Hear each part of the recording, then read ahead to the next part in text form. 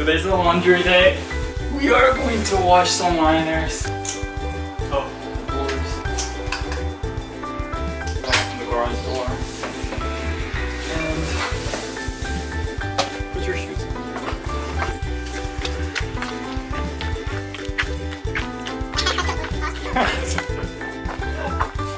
on. So this is our washing machine and dryer. Oh, by the way, look at that.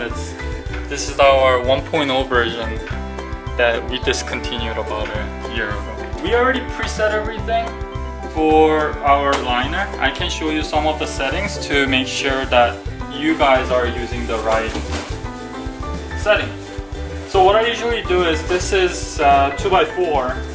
When you put the liner in, make sure it's flipped, because the pocket, inside the pocket gets the most dirty, because that's where the guinea pigs feel most safe, so they pee and poop the most in there. And make sure you flip it this way, because this part is waterproof, so you want the water to get in and get out. So fold it this way and put it in.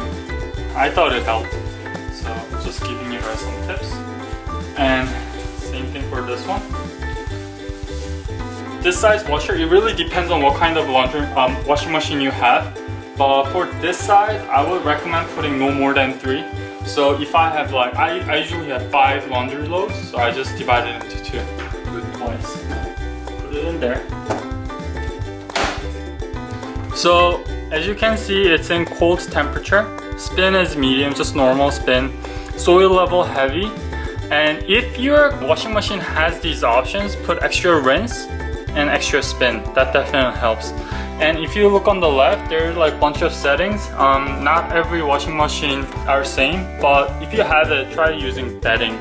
That usually presets it to extra rinse and extra spin. And also it helps get that urine out of the water. It uses more water too, so it's better. Into the compartment here, it's basically, this is where the liquid detergent goes in. You see how max is there? Do not put it all the way up there, because using too much detergent actually prevents all the dirty, grimy stuff to get out. So what I usually do is kind of, it doesn't have to be exact, but maybe half. This is usually the softener where you put the fabric softener. Do not use fabric softener, or do not use a detergent that contains a fabric softener. But what you can use instead is distilled white vinegar, which actually helps control odor, and at the same time it kind of makes the liner a little bit softer, so it acts as natural fabric softener. So I recommend using vinegar, distilled white vinegar, not too much, kind of like 1/4 cup to 1/2 cup. That's what I usually use for my load.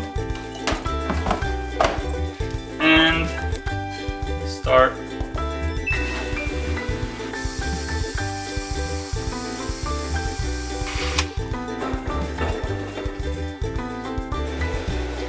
Okay, so for drying the liner, make sure this is more important, because using high heat can permanently damage your liner and also lead to a shrinkage that is more than our intention, which means it can shrink more than the cage size. That way you will have to add 2x1 at the end in order to use it.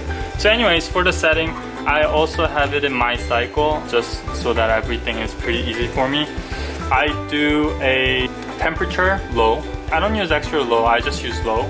But you can use extra low as well. Just make sure you do not use medium or high. Mine already has it at 1 hour 30 minutes.